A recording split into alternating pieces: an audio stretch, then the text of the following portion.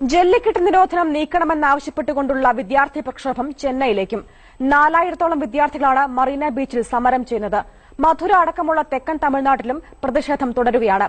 അതേസമയം ജല്ലിക്കെട്ട് തമിഴ് സംസ്കാരത്തിന്റെ ഭാഗമാണെന്ന് നടന്മാരായ സൂര്യയും വിജയും വ്യക്തമാക്കി. ചെന്നൈയിൽ നിന്ന് ദീപ്തിഷ് കൃഷ്ണയുടെ റിപ്പോർട്ട്. ജല്ലിക്കെട്ട് നിരോധനം നീക്കണമെന്നാവശ്യപ്പെട്ടുകൊണ്ടുള്ള സമരം ഓരോ മണിക്കൂർ കഴിയുന്തോറും ശക്തിയാർജിച്ചു വരുന്ന കാഴ്ചയാണ് ഇവിടെ കാണാനാകുന്നത്. തമിഴകത്ത് മുഴുവൻ ഇത്തരത്തിലുള്ള സമരം നടന്നുകൊണ്ടിരിക്കുകയാണ്. ചെന്നൈ മറീന ബീച്ചിൽ ഇപ്പോൾ ഏറ്റവും കുറഞ്ഞത് 25,000 പേരെങ്കിലും ഉണ്ടാകുമെന്നാണ് പറയുന്നത്. മുഴുവനും വിദ്യാർത്ഥിനികളാണ്. ചെന്നൈയിലെ മുഴുവൻ കോളേജുകളിലെയും വിദ്യാർത്ഥികൾ ഇപ്പോൾ മറീന ബീച്ചിലേക്ക് എത്തിക്കൊണ്ടിരിക്കുന്ന ഒരു കാഴ്ചയാണ് ഉള്ളത്. ഏതായാലും രാവിലെ വളരെ കുറവ്, അതായത് ഒരു 5000 പേർ മാത്രമാണ് ഉള്ളതെങ്കിൽ അത് എത്രയോ ഇരട്ടിയായി വർദ്ധിക്കുന്നതാണ് കാണുന്നത്. കൂടുതൽ വിദ്യാർത്ഥികൾ ഇങ്ങോട്ടേക്ക് സമരത്തിനായി എത്തിക്കൊണ്ടിരിക്കുന്നു. നിരവധി വിദ്യാർത്ഥികൾ നമുക്കൊപ്പം ഉണ്ട്.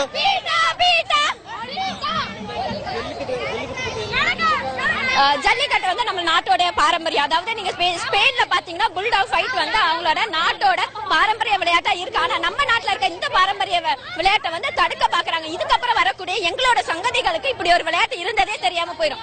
இப்ப நம்ம விளையாடக்கூடிய கிரிக்கெட் வந்து கிட்டில இருந்து வந்ததானா எத்தனை பேருக்கு தெரியும் சொல்லுங்க. அதனாலதான் இந்த போராட்டம். இந்த ஜல்லிக்கட்டை வந்து நாங்க எக்காரணத்துக்கு அழிய விட மாட்டோம். நாங்க போராடுவோம். நீங்க என்ன பண்ண போறீங்க? சிஎம் ஏதாவது வருமா? நாங்க மீட் பண்றதுக்கு ட்ரை பண்ணிட்டு இருக்கோம். நாங்க எப்ப மீட் பண்றோம் அப்ப எங்களுக்கான தீர்வு கிடைக்கிற வரைக்கும் இந்த போராட்டம் வந்து நாங்க கண்டினியூ பண்ணுவோம்.